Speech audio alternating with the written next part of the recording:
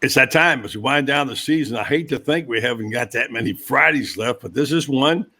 Always appreciate Coach Urban Meyer joining us. I should say us joining him on his show, Best Fridays in Football. Coach, well, we got a lot more football left to play here, but it's been a rock and roll season, hasn't it? It has, and I know there's been so much pressure on that committee to do the right thing. It's an imperfect system, but I think when you look at the bowl matchups, they're very good. They're very strong. It starts tonight with Ohio State against Missouri, and then you got the Big Four, the top four teams in the playoffs coming up next few days. That's a game that's not a gimme either, by the way. Your Buckeyes and this gritty team from Missouri that Eli Drinkwitz has done a heck of a job. Yeah, I don't think the SEC was the strongest it's been in years. I've been getting ready because I'm going to cover part of this game on the Big Ten Network, and I watched Missouri. They are really good. They're 10-2 team. Both sides of the ball, they're really well coached. I don't know Drinkwitz, but I have a lot of respect for him. Missouri's not an easy place to win, especially 10 games in the Southeastern Conference.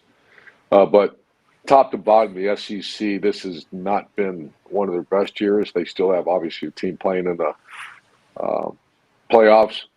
The team that could probably have the biggest beef in the playoffs would be Georgia. I went back and watched them. They are really, really good. Awesome. I mean, they're one of the four best teams in the country, but how do you put them in the top four after they lost to Alabama? I'm not sure how you do that. So Ohio State's got their hands full. Ohio State's going to be without their quarterback, Kyle McCord, who left. There's word that Marvin Harrison has not been practicing and probably won't play. But other than that, they got still a very good roster. Missouri, this is the first trying to get their first bowl win in several years, and I can imagine this is their Super Bowl. And those players have had a heck of a year. Well, as we look back, it'll take a couple of hours to go through the whole bowl mess right now. We won't fix it the next 5 minutes, but we know something's wrong or something's broken. Let's start with talking about when you were coaching, what a bowl game meant to you. You played in some great ones, the Orange Bowl, obviously, and naturally the championship game, and then, of course, the Rose Bowl, etc. I mean, I don't want to sound like an old school guy who's out of step, although I probably am. But the bowls just aren't that anymore. When you look at it, the game like Florida State today, they'll have 40 players missing between those two teams, Georgia and Florida State. It doesn't take a genius to figure out what's wrong. It's broken. Urban, how do we fix it? Well, I think we're heading in the right direction with 12 teams. What happens, the number one positive out of 12 teams is it's really with the fans, and it's the good for college football. I kind of was resistant at first because I'm like you, buddy. I just love the old bowl system, but I think the residual effect of 12 games or 12 teams are now you're going to see some of these great players all play. For example, Georgia and Florida State would be in the 12-team playoff. All those players would be playing. So the quality of football, the fact that you get to see some of these superstar players play one more game, maybe two more games, maybe three more games, is one tremendous advantage of the 12-team playoff. So I think we're heading in the right direction. The FCS has done that for years. They've had a big playoff, and it worked well. I was resistant, buddy, because I just thought, man, that's two more games for these players, but it's really not. It's for a couple teams, it'll be an extra game, and I think it's the right thing. I'm looking forward to it. It's funny. I know Brenden wants to jump in here, but it's a system I've been begging for about 20 years. You were a little bit reluctant to go there. Now I'm the one having second thoughts and thinking, was I complicit in selling college football fans a bill of goods that really it can't deliver on right now? So I guess it's a moving target, Urban. It's a fluid situation. I sure hope the great game of college football that we love will wind up back where it needs to. But there's so many things, and starting with the fans, they don't understand the fact that players aren't loyal, they say. On the other hand, coaches leave. So where do you draw the line there? Yeah, I think you're right. But you also, I watched Rutgers who my good friend Greg Schiano beat Miami yesterday. Wow, what a win. You go ask those players and those coaches if bowl games mean anything. And it's absolutely, my gosh, that's one of the great wins in Rutgers football history. West Virginia beat North Carolina. There's already been some really great bowl moments. And I go back in my career, and I had to stand in front of a Bowling Green team that won 9 games. That I think they were 2-9 the year before we got there, and our players wanted to keep practicing because they thought there were just some out, and there was no bowl games back then for the MAC conference other than the one. And I had to tell that team we weren't good enough to go to a bowl game when you're damn right they were good enough to go play. So, and then we took Utah to the Liberty Bowl, first bowl win in many, many years. And then the second year we took them in the BCS era, we took them to play in the Fiesta Bowl, and those are life-changing moments for those players and coaches. So there's been so many great moments, and I know you're talking about the Georgia, Florida State, and I get it, but we can't cloud our whole image of that's 2 teams. There's a bunch of other teams having a great bowl experience right now. I know, Brenden. Go ahead, Brenden. I was just, as a head coach, I mean, that's a hard thing to sort of manage, I guess. But for Florida State, excuse me, Florida, I'm so used to saying Florida State. For Georgia, Florida State, how would you deal with something like that when you got all these, so it's like a mass exit? Is that just like a movement where 1 or 2 guys do it and then another one? How do you get there? How does that happen? Well, it first happened to me, ironically, in the Cotton Bowl several years ago when Denzel Ward, a first-round draft pick corner, great player, great NFL player, great kid, great family, and we find a way to beat the Wolverines in the finale in the rival game, and we get to go to the Cotton Bowl. And he comes in to see me and says, I've decided I'm probably not going to play in this game. And I thought, that's the first time I heard of this. I'm like, what are you talking about? And then it kind of started to make sense with me because I was also on the sideline when Ohio State played Notre Dame in the Fiesta Bowl, and Jalen Smith hurt his knee badly. And he's was a bona fide top 5, top 10 pick, and he got dropped to the second round. And it was really a tough injury. And so, you're very empathetic about, these players. Some of these guys that's their way of going to make a living, not a normal living either, a game changer, life-changing money that will impact their family and their family's family for a long time. So I get it. I also had Nick Bosa, arguably the best defensive player in the NFL right now, that decided to, middle of the season, he had an injury, pretty tough injury, but there was a chance he could have came back and decided not to. And once again, it broke us. It hurt our team badly, but how do you not understand? You do understand that. I guess depends on what would you tell your son? And given this situation, if Brenden was a top 10, and he was playing in this bowl game, I had to say, hold out. It's a smart thing to do. Yet it seems and feels disloyal to the fans. And it's not. It's not. It's not. It's something that, welcome to 2024 or 2023, excuse me, and it's real. This is a world sometimes I don't understand either, but I do understand that piece of it.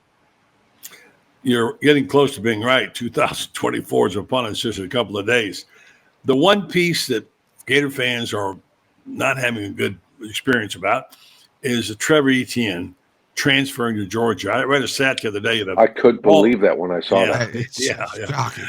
That's a total, and it was to a lot of people. We saw it coming, but the fans didn't see it coming. And I think the stats were, I read the other day, out of the 86 transfers over the years Florida's had, that there's only been one player to go to FSU, Tennessee, or Georgia. So this was going to the other side of the enemy, although I understand, but it's a tough one for Gator fans. How do you explain that one? I don't know. Yeah, I don't. I can't go there. I don't. The hatred, the rival, the Georgia-Florida game, Florida-Georgia game, my gosh. When I saw that, I shook my head. But we also lost a basketball coach to Georgia, when he left. I don't, that's the Ohio State Wolverine. And yeah. I just can't even fathom that happening. But, once again, to each his own. And you wish everyone well. But that one, when I read that, I had the same reaction as because I'm a Florida fan. Like, what in the world just happened there? It's personal. You can't explain it. Yeah.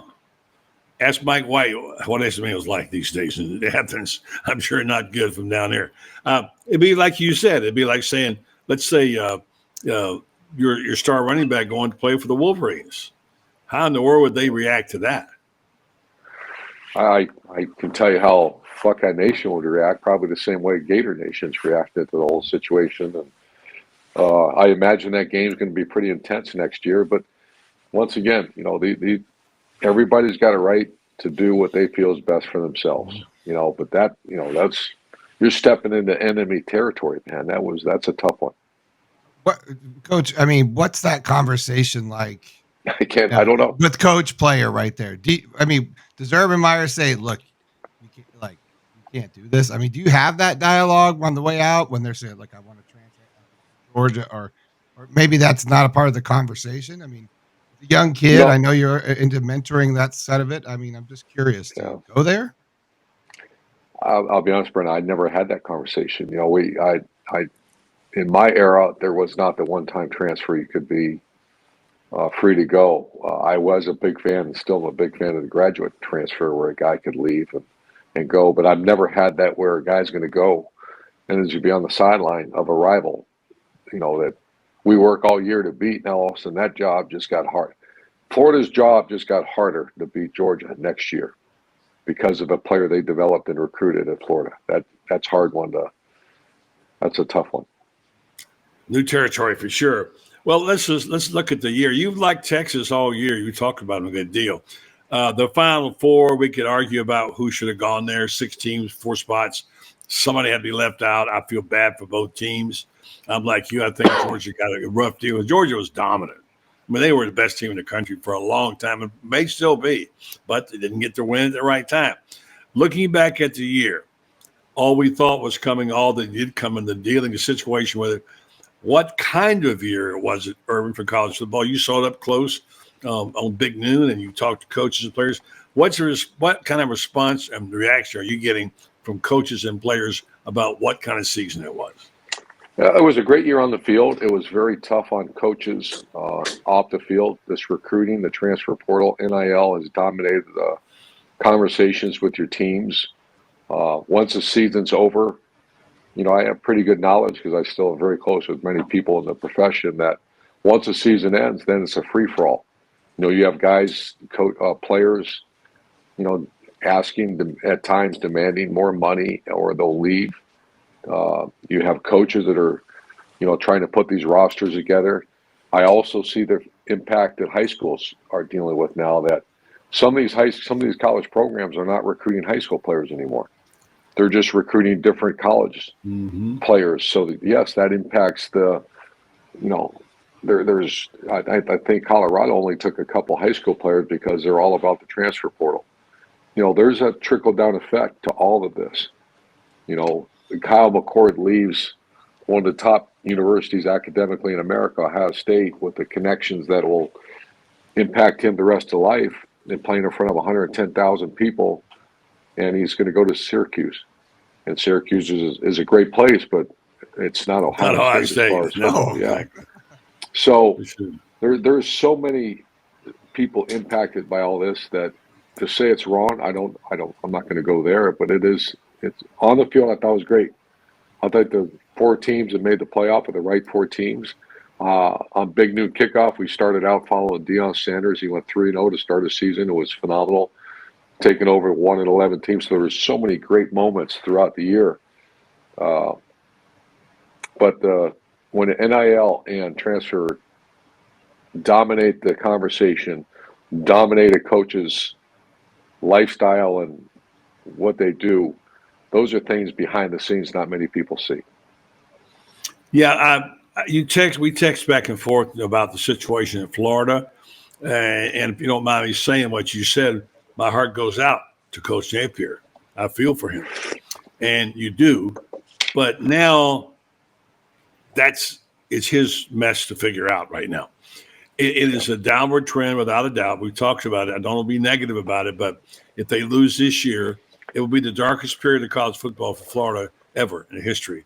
3 straight losing seasons if they don't get up 500 or above, and even 500 is not a winning season.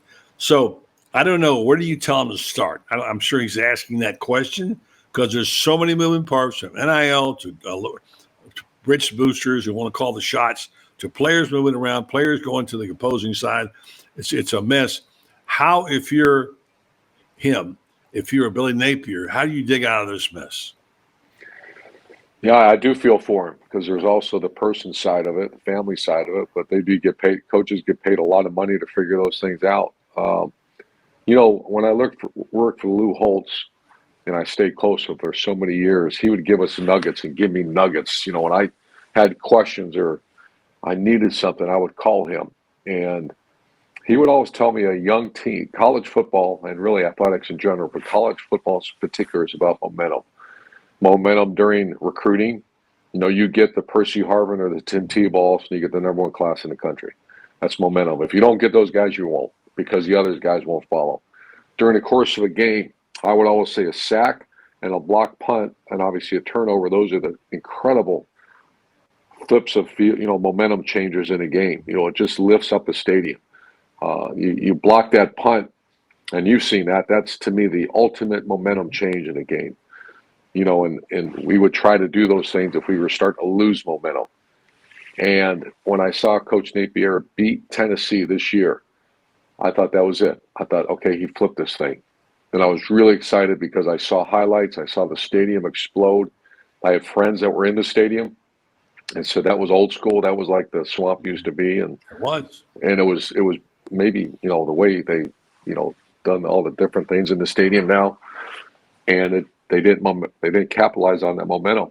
So he is in recruiting right now. He's in off season, which, shouldn't be until another month from now, but he's in the off season.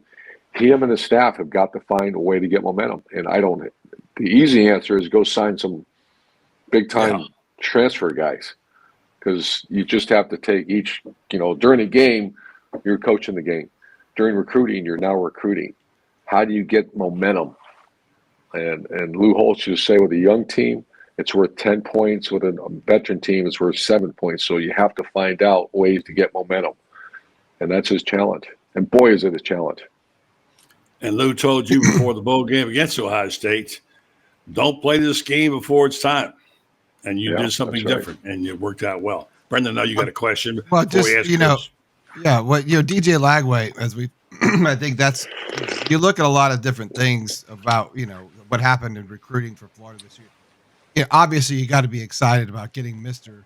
Football, at the state of Texas. I know we talked at length about how, what you think about Texas football and high school Texas football.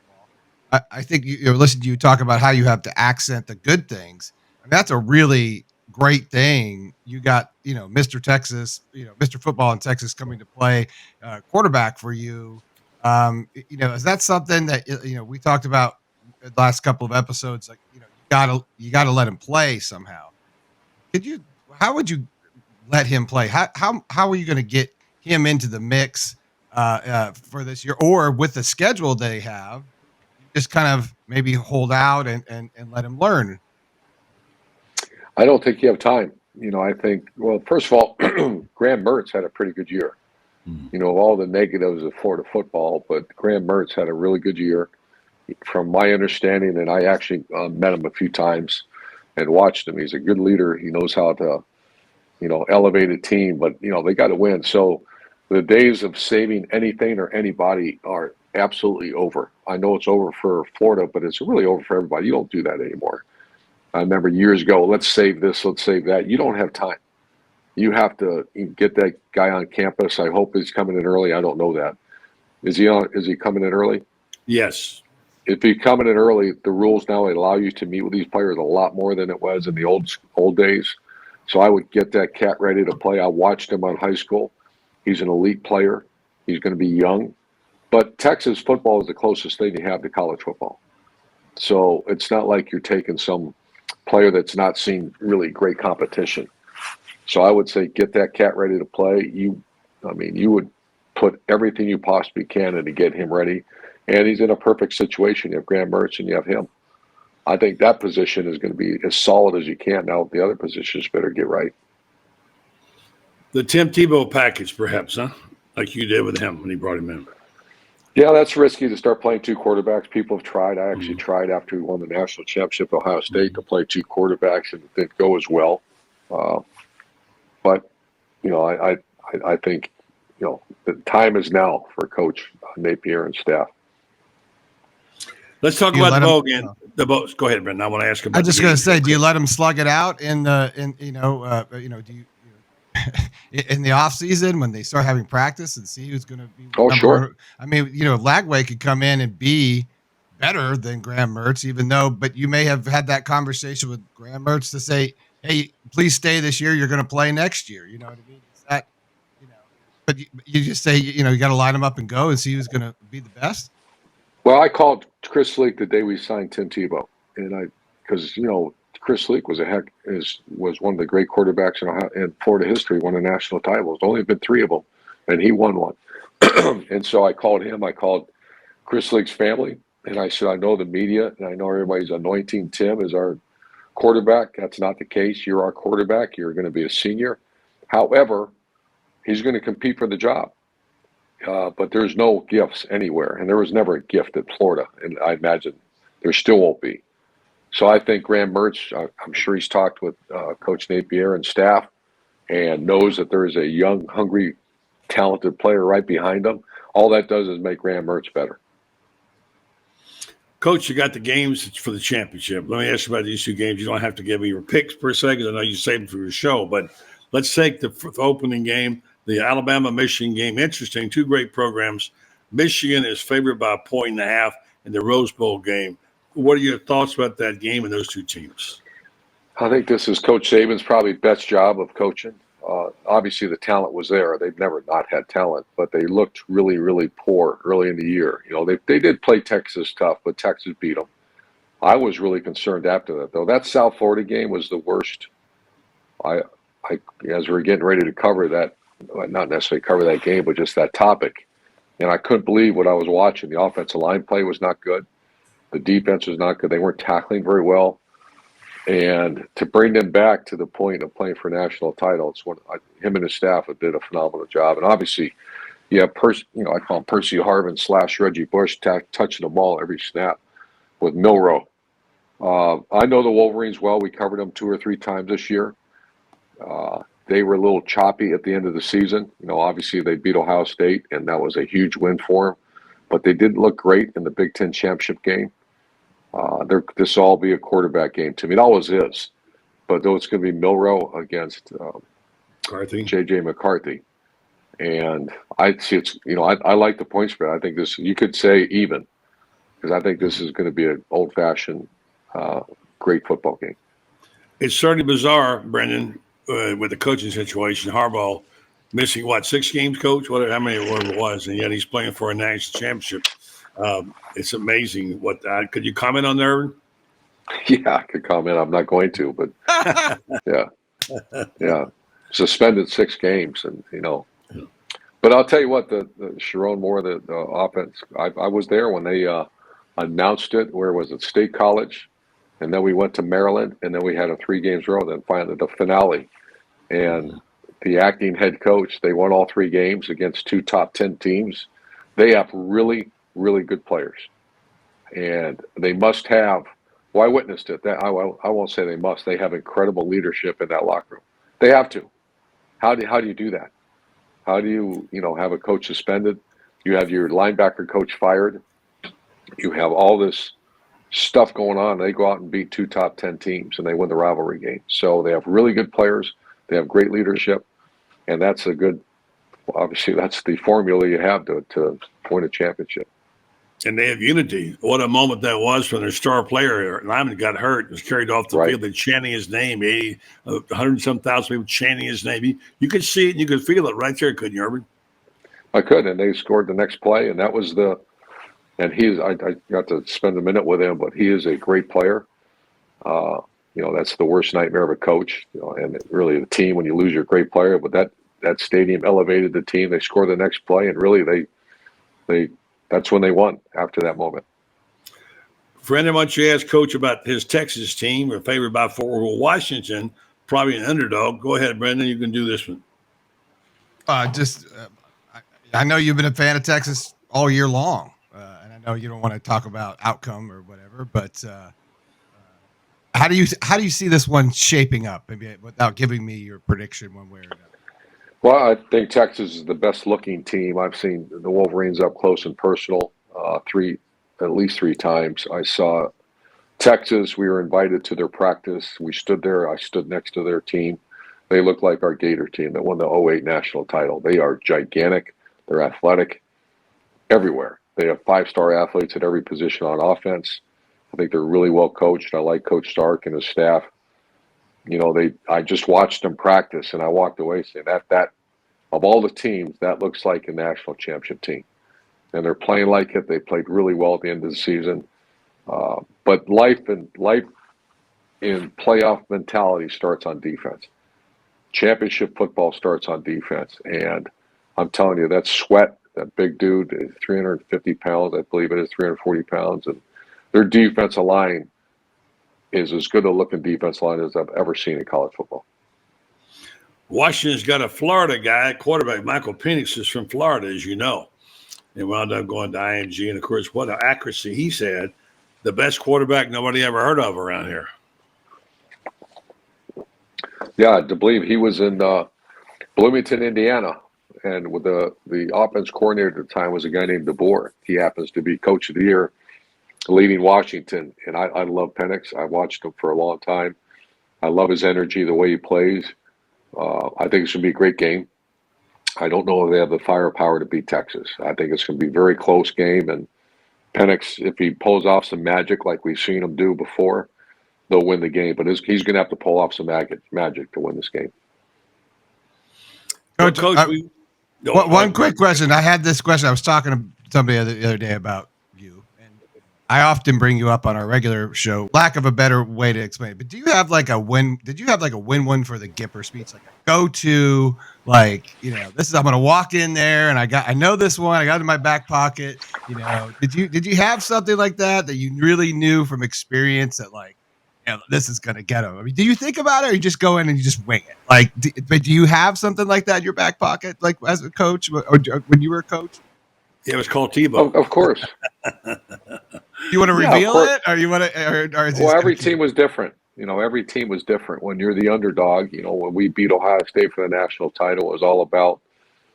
I remember the night before the game, I put up Ohio State's schedule and the record and statistically, and I'll never forget this one. Came to me as I was getting ready for the game that, we were heavy underdogs in a national championship game. But then I started really studying who they played and who we played. We had the hardest schedule in college football that year in '06.